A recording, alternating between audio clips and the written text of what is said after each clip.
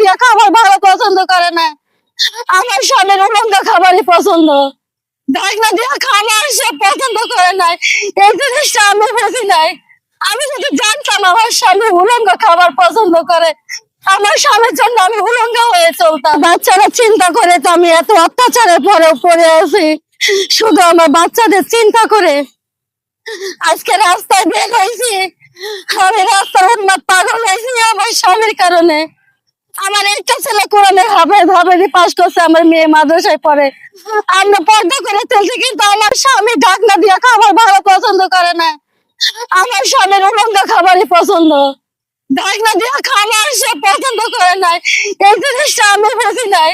আমি যদি জানতাম আমার স্বামী উলঙ্গ খাবার পছন্দ করে, আমার স্বামীর জন্য আমি উলঙ্গ হয়ে চলতাম।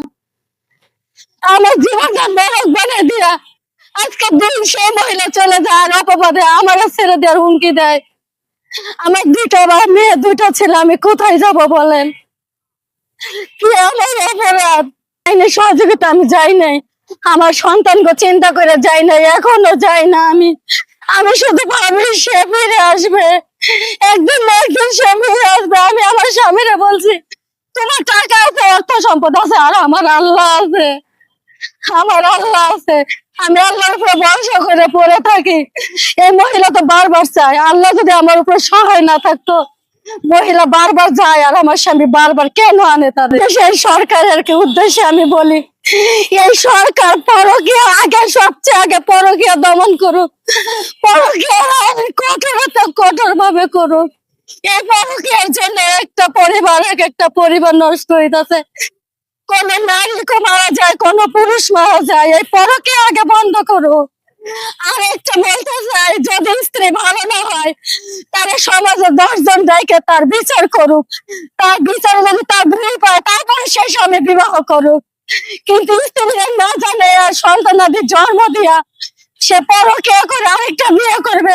সরকার এটা বন্ধ করুক, এটা বন্ধ করুক। আমার মতো অসহায় নারীরা কোথায় যাবে? কোথায় যাবে তারা? টাকা হলে যে নারী চিনে না, শূন্য হাতে যে তার হাত ধরে, আর হাত যখন ভরায় হাত ছেড়ে দেয়। এই সরকার এমন একটা আইন করুক, পরকীয়া আগে বন্ধ করুক। আমার এইটাই চাওয়া দেশবাসীর কাছে, আর এটা অনুরোধ ভাই বোনদের কাছে, যে তোমরা যারাই হও, ছেলে হও মেয়ে হও, সন্তান জন্ম দেওয়ার আগে তোমরা তোমাদের স্বামী স্ত্রীর মধ্যে মেলমিলন না হলে আগে সরে যাও।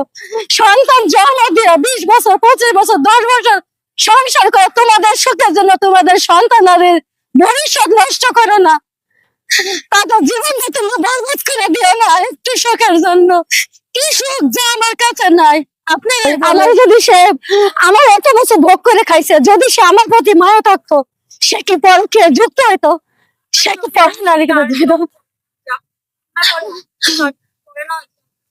আমার স্বামীর জন্য আমি 24টা বছর আমি কইতে পারো এক রাত্রের ঘুম কি তার শূন্য হাত থেকে এই পর্যন্ত আনছি। এখন আমি আমার স্বামীর পা থেকে মাথা পর্যন্ত কমপক্ষে 4 ঘন্টা তার শরীর টিপি, 24টা বছর বাইন্দে টিপছি। তার সে গোসল করানো, তারে শেভ করানো। যখন আমার বিয়ে করছিল, বড় বড় জামা পরতো, আমি তারা গেঞ্জি পরা শিখাইছি, আমি তারা শর্ট জামা পরা শিখাইছি, আমি তারা স্ট্যান্ডার্ড করছি। আজকে সে আমার ভুলে গেছে। আমার কাছে একটাই অনুরোধ, আমি ভাই বোনদের উদ্দেশ্যে, সবার উদ্দেশ্যে বলি, আপনাদের যদি কারোর ভালো না লাগে, সন্তানাদির আগে, ছেলে মেয়ে হওয়ার আগে আপনারা আপনাদের লাইফটা গুছাই নিয়ে সন্তানাদির জন্ম দিয়ে একটু সুখের জন্য ছেলে মেয়ের ভবিষ্যৎ নষ্ট করেন না।